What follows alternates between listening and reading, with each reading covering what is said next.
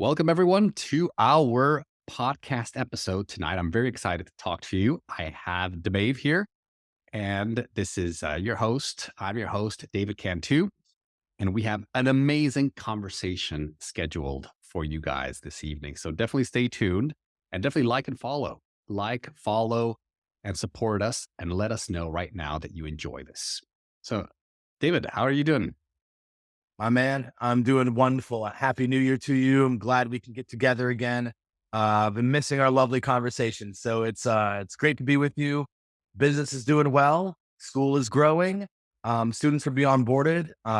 New graduation interviews have been posted. So, yeah, man, we're doing great. I'm vibing right now. How about yourself? How you doing today? Doing great. A lot of growth as well. And yeah, the community is growing. And that's really what it is exciting for me is the connections and the organic human element that is taking shape right now, because that's where the magic happens. And and I think that would be a great topic for us to talk about this evening is the connection, right? The human element and the relationships and the role that they have in our success. Yeah. I think that's a great idea. Yeah. I think both of us are deep enough into those areas where, there is a lot of an automated artificial intelligence in what we do and surrounding us. But I also know that we bring a lot of personality to it to kind of give the presentation and the product a massive boost from something that really you can't just shark from an AI bot. Right. Exactly. And that would be a great way to start would be from just a macro. Where are we in the AI kind of story? And so the way I see it, we are at the beginning. We're still, I think, in the honeymoon phase of AI, where we're like, oh, it's so amazing. Look, we've got our chat GPT, we've got AI generation that's doing all this work for us. Like we can be lazy. Finally, we can be lazy and AI is taking care of everything. And that's amazing. It's a honeymoon stage. But I think sooner rather than later, this realization will come like, wow, what are we unleashing right now? What is going to happen to us when AI really takes over, when Skynet finally comes to be? And so yeah. So first of all, let's just start from a macro. Maybe where do you think we are in this kind of relationship with AI on a macro level? From what I see, from what I observe, and it's, we as a society, we've had, you know, technological advancements in the past, and I think we can learn from those, and almost we can kind of plant little flags in the ground and see where we are. Such as, let's talk about television, right? When that came around in the 1950s, uh, you know, couch potatoes didn't really show up till till the 80s, right? Then, you had these big market booms and everyone wanted a piece of it, right? Everyone said it's shiny, it's fresh. TV nearly killed cinema in the 1960s. Um, and then, then suddenly everyone says TV is the future, TV is the future. And then the internet came along and the bubble just popped to the point now where we all have TVs. Well, when, was the last time that you sat down for like terrestrial programming? That wasn't just like a late show or something like that, where there is literally just someone talking to you, you know? So I would say, looking at that, looking at the internet, looking at, cell phones, things of that nature, pieces of technology that have really started out real shiny. I would say we're very early on, because with the promises that people are saying and capabilities of AI, we're nowhere close to its full potential. Right now, it's making content. Right now, it's simply just recreating what has already been, and it does it quicker. You're also seeing this with, of course, all these AI, brands. If you want to look at the news last week, right? From the, what was it? Deep Seek, Deep Seek versus Open AI. And, all these tech companies are spending billions and billions and billions of dollars just to get a leg up. So, I think right now it's proving itself useful, and I think we'll get into this as we kind of start dissecting this topic more. I think right now it's useful to people. However, it is still the stage where, even a very simple minded person can call out AI when they see it. So that's kind of where I think where we are on that one. And I'll kind of serve this back to you with your thoughts. Um, where do you think AI, like what's not obviously where it's going? That's a long meth. What do you think is the next step in the AI world? What's Oh, going to well, be the next breakthrough? oh, that's a great question. And I think I've been reading up a lot on these AI agents, whether it's it's an AI, it's an algorithm, but instead of the algorithm being kind of locked up inside an app, like let's say a ChatGPT, or you talk about Opus, or all of these Dolly and Image. It's an agent, an algorithm that can jump into all of your into all the systems and the softwares working on your behalf, using all of your data to go in and send emails and message people on social media and go in everywhere and do work for you. And that's a very interesting, because instead of it being reserved to one platform, or instead of being just being a chat where you talk to the AI and the AI gives you answers, now you have AI performing tasks independently on your behalf all over the internet. And I think that's coming in. And OpenAI just released the tasks. So the task, which is pretty much an AI agent. And so but I would like to at least entertain the idea of the next level, which is to have these avatars and these copies, almost clones of ourselves, creating content, acting on our behalf, but not just as an algorithm performing tasks, sending messages, but actually speaking to people and talking and presenting and having live streams and having multiple lessons and talking to a million people all at once. I think that's coming down the line. That's definitely, I think, in the cards. I don't know if I could. Ooh, how do I unpack all that? Have you ever had shivers of happiness and sheer dread go down your spine at the exact same time? Um, Lately with AI, yes. with AI, I mean, and I do love the concept, and I think some companies are trying that.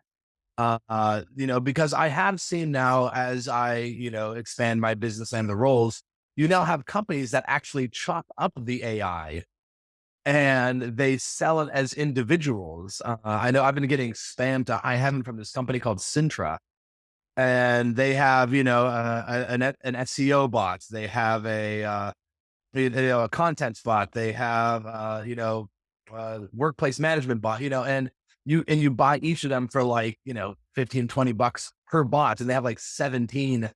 And they are performing different tasks, but to actually have an AI brand that focuses more on your goals and getting into your mind as to what you're trying to accomplish. Let's say I want to build my brand. Let's say I want to, build my brand and also, you know, check in with my mom at least once a week to let it know I'm doing okay. And I can have one AI entity kind of weave between all these things, handle each task. Um, I mean, that would be huge for task management. And I think this is something what we're getting into as well. Uh, but will it be, do you think that AI at some point is going to be able to adapt to personality?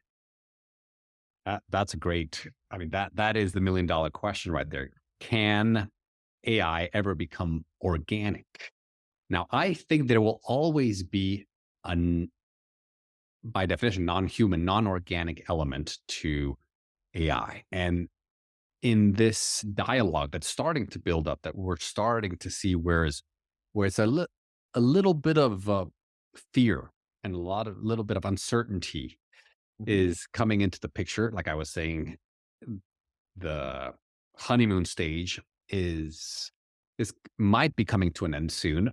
Where and the dialogue there will be like, well, now that we've unleashed this monster, the Frankenstein, and that is taking over our job, that is making us redundant, making us, and then at that stage of the dialogue, I think there will be a return to humanity in a sense that our imperfections, we were talking about before, our imperfections, our human, our organic element of who we are will become even more valuable because in a world that's so perfect, in a world that's AI generated, which even right now, I don't know if you've heard of this theory, the dead internet theory.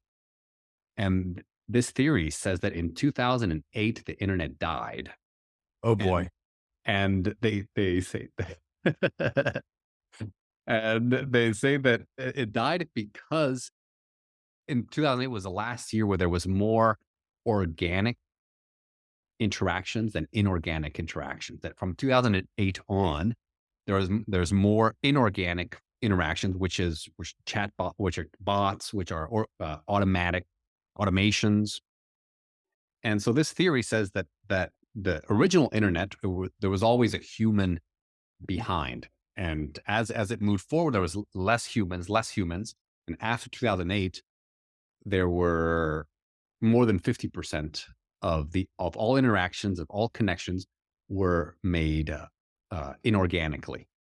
And of course, now being 2025, the number is probably much lower. I mean, I'm talking maybe less than 10% of all interactions and all connections are inorganic. I mean, Paul McCartney references aside, um, I can kind of equate that to, let's say, a call center for a big company where, if you go to the 1990s, early 2000s, and I worked in a lot of these call centers, you had sprawling floors of hundreds of people. Hello, thank you for calling America Online. How can I help? um, and now most even sizable companies can get by with 3 or 4 people. Um, and of course, using algorithms, AI, things like that. And of course, and I think this kind of brings us full circle. We go back to it. You know, what do we find ourselves doing when we're on the other line of the phone? Begging for a human. We are, you know, we're just, slapping zero as many times as we can. Um, and I think that I do sense that you are very accurate in this prediction, and I guess the time will tell. But as things become more and more automated and AI generated, there's going to be a certain value in authenticity. I would say simply the supply and demand principles, isn't it? Right? Because if you decrease the supply of authentic content, authentic business practices, authentic individualism, uh, it's going to increase the demand. And of course, with increased demand, you have increased value, simply put. So I'm with you on that. However, I think, it's like we almost have to let AI win first before we can get back to it. Like, I like to think that I'm a pretty good public speaker, but that's only because everyone nowadays is so sucked into their phones in the digital world that, holding a conversation is now something you can be proud of. Right. Yeah, no, I'm totally with you on that, and I think that's a great analogy with the AOL and these operators, and this we're seeing the same thing with all these AI influencers and AI teachers, and it's painted right now. It's painted, oh, amazing! You have this content creator, and and a lot of them are beautiful. I mean, you see these beautiful girls that they're all AI generated, and they're posting pictures all day. You're like, wow, that's amazing. And it's only amazing in the honeymoon stage. Then it becomes annoying. It becomes sickening to see that, wow, like I've been talking to this girl online. Let's say not me, because I'm in a relationship, but let's say a guy, like, You're not getting catfished by AI. yeah, I'm not getting catfished by AI. That's a good, Not uh, only was it not the person you thought it wasn't a person. it wasn't a person at all. Yeah, imagine, and that's a common occurrence now. Maybe not in our bubble, because we're busy. We're too busy with business to be, getting catfished by AI. But it's a common occurrence where you're talking and you fall in love, and you're like, oh wow, look at these pictures. And when video comes in, and when AI becomes, more realistic, and then you'll have this. It'll be an epidemic, and so I think, how do we guard ourselves, and how do we prepare ourselves, and how can we thrive in that environment? That's the key. And for all teachers, all content creators, every every human being, either that going into this AI and post AI world, then mm, what is the game plan? What is the way forward? It's a I mean, that is the question of the age, isn't it? We say, all right, how are we going to get past this? Like the phone, like the internet, things like, I mean, I always imagine, I always ask myself, what was an office building in the 1970s? It just like a stock floor, Right. trading or, it's just, bunch of people pushing pencils across paper. And then, what happened when the internet showed up? Well, the internet just, it reorganized society and the world at large.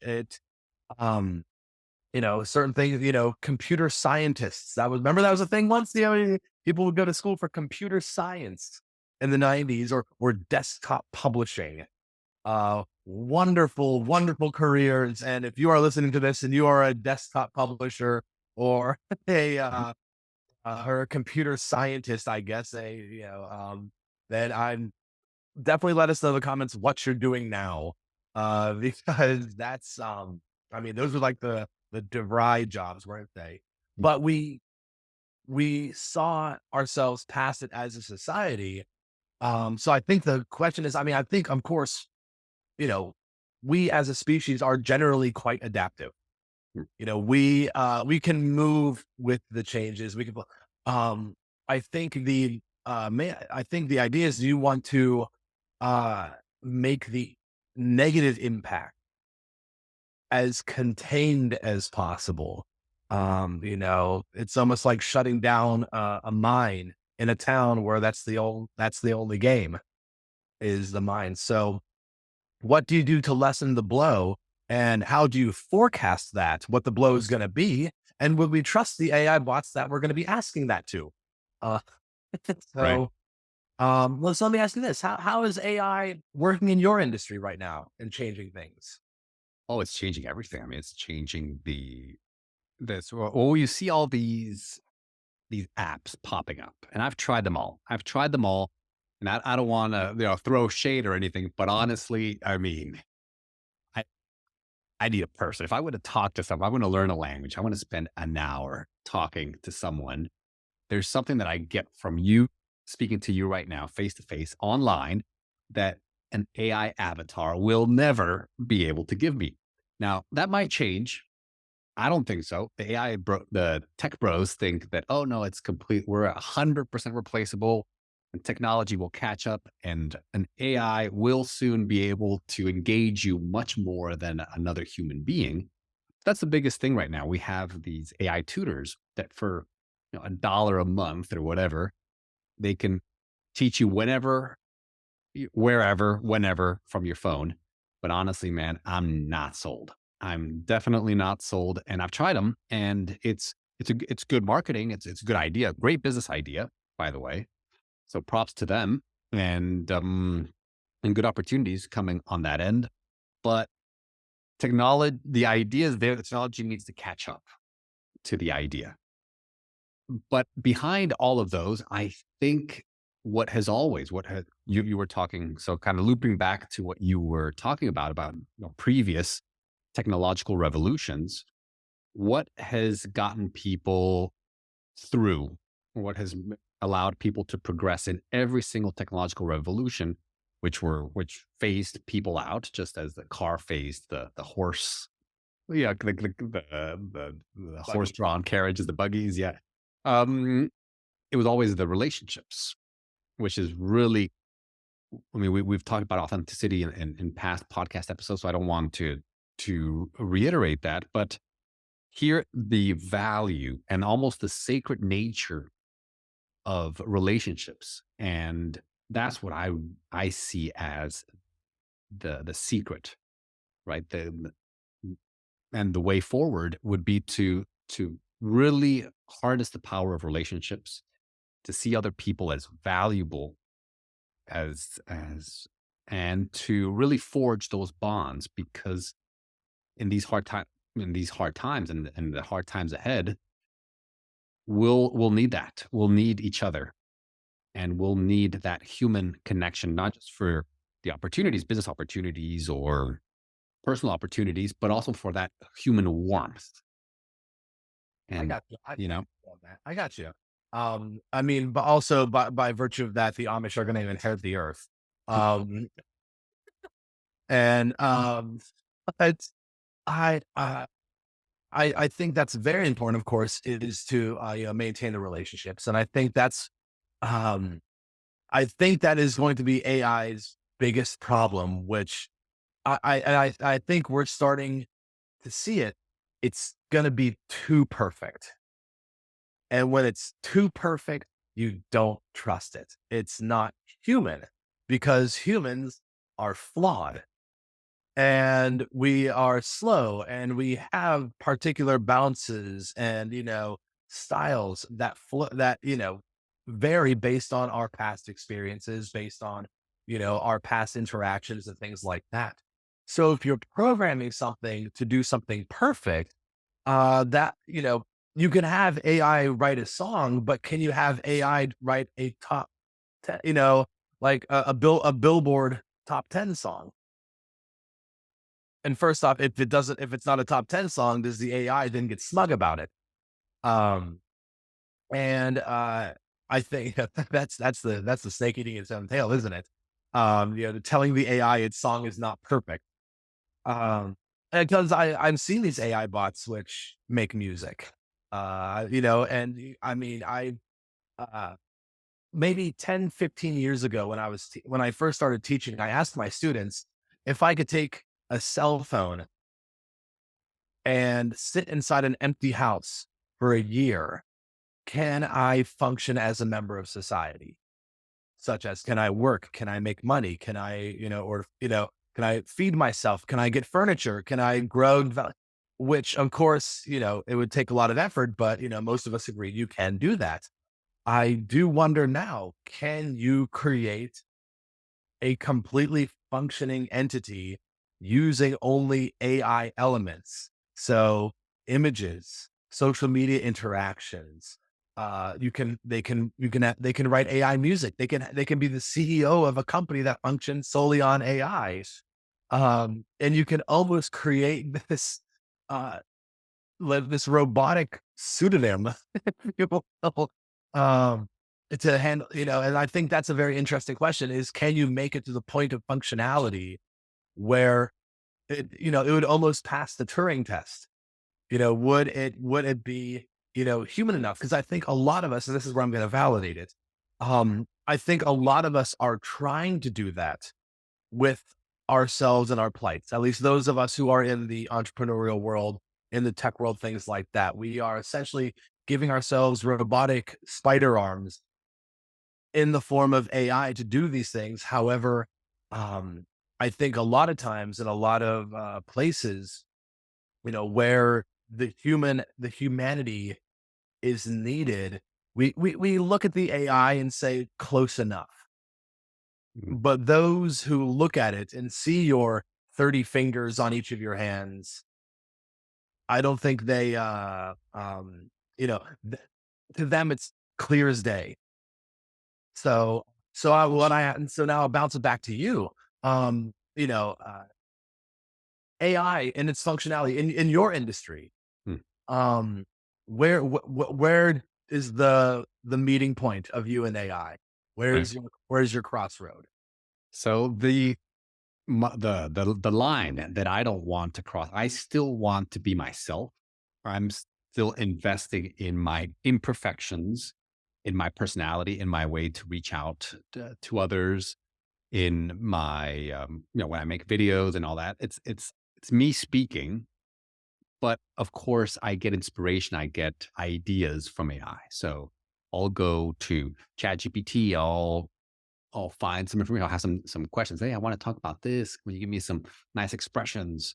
This can I how can I tie this to this? How can I copyright? How can I get a better sales pitch? Or how can I use some words that will entice students a little bit more that will so it's mostly as a back end. It's a front end, and I think that's the key for a lot of entrepreneurs and a lot of teachers is the front end needs to be human, because that's that warm feeling that the student and students, the clients, the customers want, is they want a human being in front, and they want a person, they want to get to know you, they want that support, that care. Also the relationship, the student, they want that relationship, even though some people you know might not see the value that I see, a tremendous value in that. This is, I'm going to take care of you. You're my student. I'm here for you. I will guide you. I believe in you. I will help you power through from person to person. That is the amount of power that you get when another human being is behind you, supporting you, pushing you, elevating you, giving you all the tools. It's invaluable. So that's kind of where I stand. Back end, I'm happy to have AI do all of that, to write, help me write some scripts, maybe edit some of the content that I have, chop it all up. But the front end, I want it to be more than 80% organic.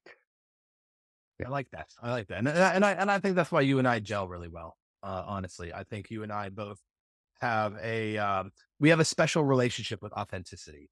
Right. A relationship that of course is not everywhere. You and I have both have had enough overlaps in this world with other people that, it's not a guarantee, is it now? And I think especially when you have companies, because you and I are or at least by definition, small time entrepreneurs, right? We have, we are the face of our industries. We are the face of our business.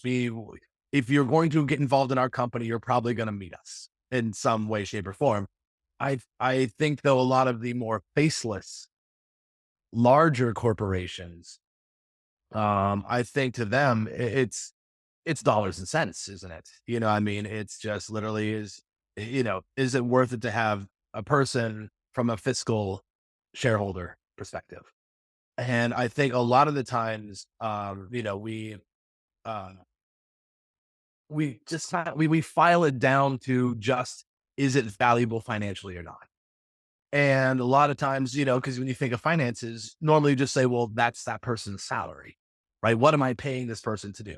Just like you would outsource, to to a country where salaries are cheaper. Come to Czech Republic and tell me how many Fortune 500 companies you find, right? Because in the Czech Republic, if you're making $2,000-3,000 a month, you're doing okay. That's the average for the biggest city in the country. Prague is about $3,000 a month, and this is Microsoft, this is Novartis, this is Accenture, this is DHL. These are these huge companies. Honeywell is over here, and even a CEO in the Czech Republic, the average CEO salary before bonuses is about 50,000 US dollars a year. Um, Riddle me that. So now take that concept and say, well, AI other than any sort of subscriptions, costs me exactly nothing. So you weigh the human element, and I think a lot of times the human element loses. Oh yeah. Sadly. But Yeah, I'm that's with you. interesting. I wanted to ask you But something, yeah, connected to that. So when once AI kind of comes in and takes over, yeah, or people start getting phased out, people start losing their jobs, everything becomes automated. Who are the people, and that will remain? What skills do you see are the ones that will keep their jobs, the ones that are AI proof? Because that's a big concept right now. Just how to make yourself AI proof. well, I mean, if the idea of AI is to create, an individual entity, then I mean, I think no one's safe, especially the tech bros.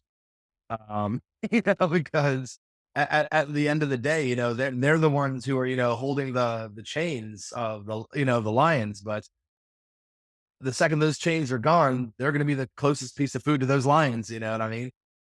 Um, so I think individuals, the human element is going to be on like, like a bone. They're going to be the people are going to be on either side. You're going to have people who are going to be at the receiving end of AI. Um, you know, Picking up bags, things like that. AI it doesn't have arms, it doesn't have muscles, it doesn't have legs. It can't push a plow, it can't pick up a handful of strawberries. You're going to have people who will be potentially dictated by AI. I mean, if AI already handles the hiring, it already because and this is now, AI handles hiring, it does CV filtration, it does keywords. You're making your resumes on AI, and AI is doing the hiring as well. It's hilarious. Um, so you're gonna have them on that side. And I think that element is just going to be very, very concentrated. And it's almost going to be like, we always talk about the vanishing middle class. It's the middle that's going to be replaced. It is the people who are performing tasks. It is the task performer that is going to be phased out. So you're going to have your people who are going to be doing actual physicalities. You're going to have people who will be executing the whims of these AI things. Because right now, AI is nothing more than just a reference point, isn't it? It's an educated reference guide. Um, and then on the other side, you're going to have those who AI works for, and you're going to have the people, you know, uh, the entrepreneurs, which is very going to be very beneficial. However, and this is what I'm going to pass back to you. Do you think it's going to create such a gap that the entrepreneurs are going to find less success because there'll be less customers who qualify for their product, be it financially or what they're trying to accomplish? So if I'm training TEFL teachers, what happens when AI replaces teachers? Where waka waka, right? So what do Right? you think on that one? That's good. Well, It's definitely going to be a two-tiered system. There will be, like you said, the AI barons who will have armies of AI agents working for them. I mean, I'm talking about hundreds of thousands of AI employees, slaves working for their master, whoever owns them. And then you will have the AI slaves that are being guarded or being for controlled them. by the AI. Exactly. So that too serious, and you already start to see it. And just like everything, I mean, the a gun, a sword, has two sides to it. A sword can be a weapon, but it can also be a tool. It can be a tool that is used to harm people, but it can also be a weapon to protect people. Right. So I think AI will function in a similar way where there will those that's why I tell everyone that the great one of the best investments one can make right now is to get to know AI, to spend a couple hours a day just learning, even if it's tedious, it's always changing. So you'll learn. Like I sometimes play around with some of these applications, a week later, a better one comes out. It's like, oh wow, I just invested so much time learning how to use this one. A better one comes out, makes the first one obsolete. But it's the process of understanding it, I think will prove to be invaluable in the future. And to connect it to what we were talking about, teaching and everything, it's yeah, you'll have teachers who use AI and are able to generate content, or able to maybe add a supernatural element to themselves. Will be able to they'll be supermen and superwomen, super teachers, and and then you'll have the teacher be like, oh no, we're gonna, copy. I'm gonna write on the blackboard with a chalk, and copy exactly what I say, and repeat, and you're gonna have that. And there might be a middle ground where some people, where once we get tired of AI, once we there's this rejection of it by a lot of people, because that tends to happen. There's always a phase where it's not as beautiful. It's not as it's exactly. Then there might be a return to traditional, where people say, "Oh, you know what? I'll pay extra. I'll pay premium prices to have a real teacher. Uh, I'll pay top dollar to have a real human. I got you on that. I'll have the artisanal teacher, if you please. I'll pay extra Um, for the blackboard." right. It's old school, right? It'll be what is it? Rustic. I'll take a rustic teacher, if you please. I think that we'll see that as well. However, you know how we are as a society. We know how we are. I think one thing that AI brings that we are not going to want to regress back to is the speed. Um, because we like everything fast and hot. It is delivered in less than 30 minutes or it's free. And as information has come to us quicker and quicker and quicker, you and I are around the same age. You remember those AOL dial up, and you'd be able to log onto a web page, go have lunch, come back, and the web page will be at like 88, 90%. And nowadays, it's just, you're on your third web page, before the other one even finishes loading up. So, I mean, we now have an expectation of swiftness. We have an expectation of quick access. And once again, I think this is kind of, once the genie is out of the lamp, you don't really get to put it back in, because people are going to want those things quick. And so, yes, you can have an artisanal teacher. You can have a system that, is a little bit more authentic and old school. But I think our expectation is going to be almost like where now we expect AI to imitate the individual. We're going to want the individual to imitate AI. And I think that is going to be a lot trickier, because suddenly I have to go up against the super machine. Right. Right. Right.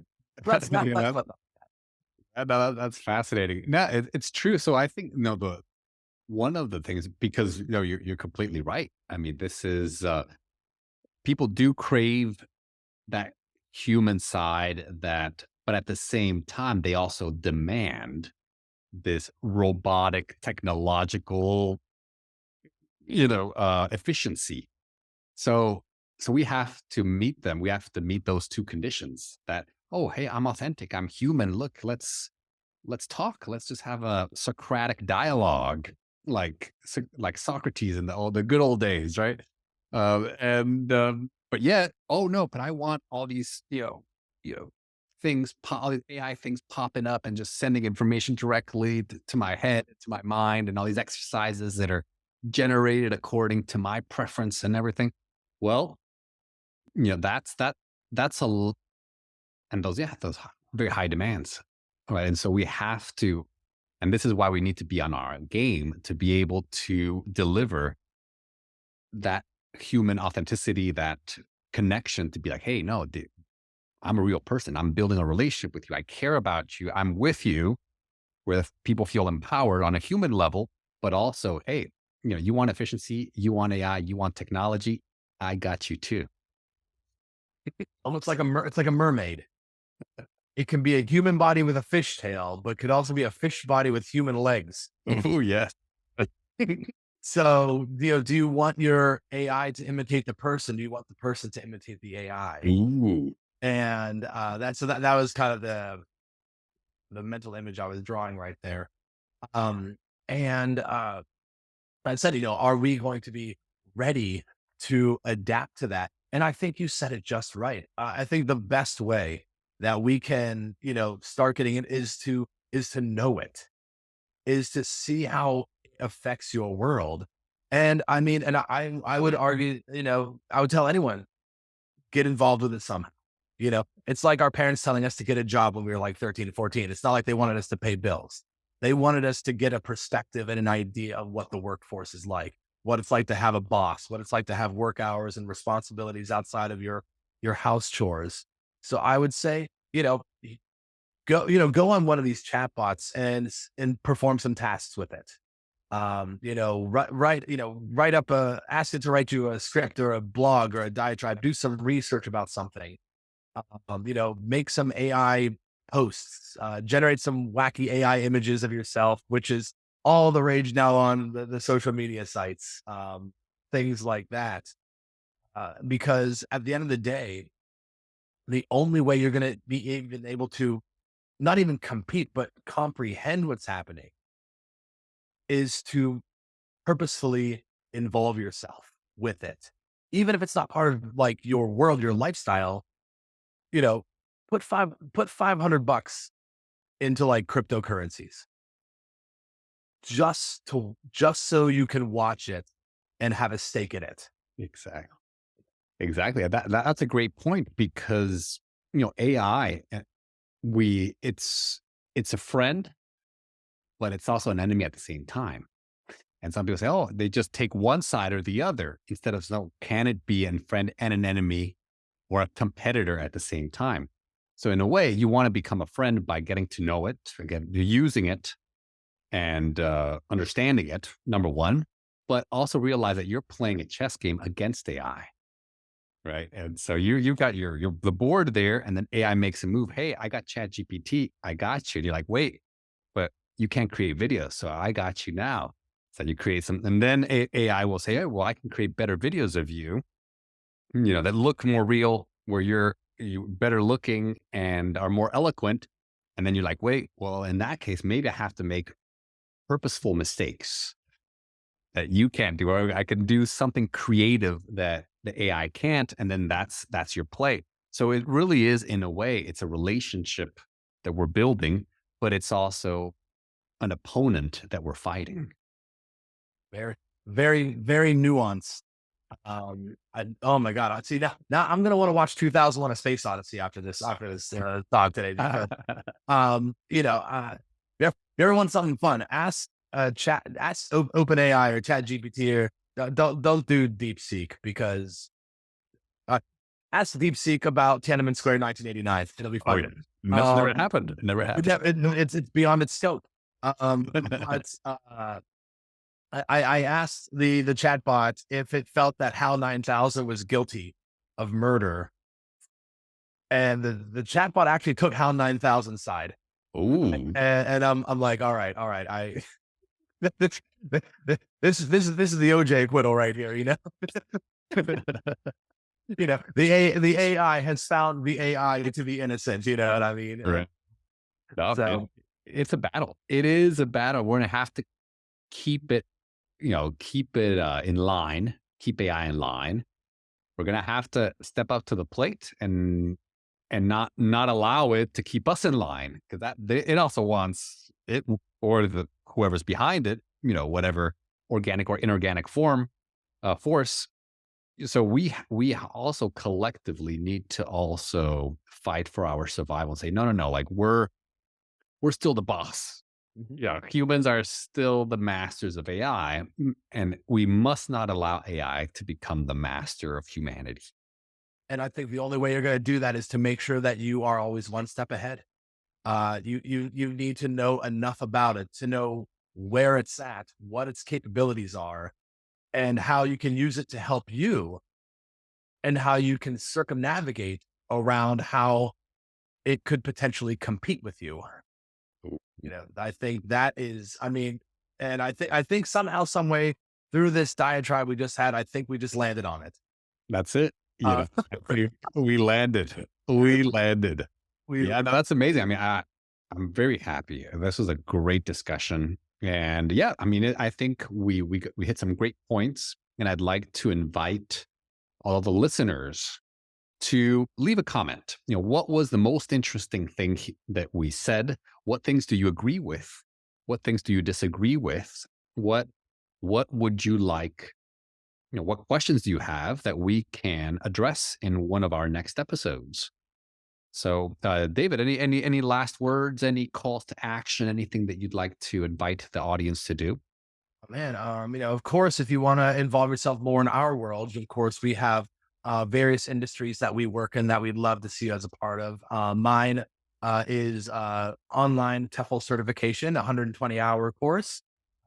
It's called TEFL Pros. You can find us at teflpros.com, and you can actually schedule a strategy call with myself, and we can talk about what you're trying to do, what you're trying to accomplish with your TEFL certification, whether you're trying to teach online, whether you're trying to move around the world, and also how AI can help you with that. Because if you are in the teaching world right now, AI is a wonderful tool. So I'd love to hear more about that. So that's my call to action. How about you, Dave? What you got for it? Well, I teach languages. I teach languages. Teach communication. I host some discussion panels, some conversation classes, some dialogues using traditional Socratic methods and philosophical analyses and questioning. And so it's very, very human on that level, but we also leverage technology. I love technology, and we leverage it so that we can have the best of both worlds and learn to communicate, learn foreign languages. That's my specialty and that's my passion. So I teach English, Spanish, and French. You can find me, David Alexander Cantu. I'm all over the place, all over social media. And yeah, you can join my community and we can build strong bonds, strong relationships, and grow together. Very good, man. Very good. Also, to those of you who are listening, feel free to interact with our podcast here. Like I said, we want to keep the conversation going. So even if you have to go to AI to find what to tell us and post on there, we'd love to read it, love to hear it, and maybe you can tell us where you think AI is going to wind up as well. So again, David, thank you so much for your talk today. It's always a wonderful time having these conversations. I'm looking forward to many more in the future, man. Oh, yes, many more to come. Thank you so much. Thank you.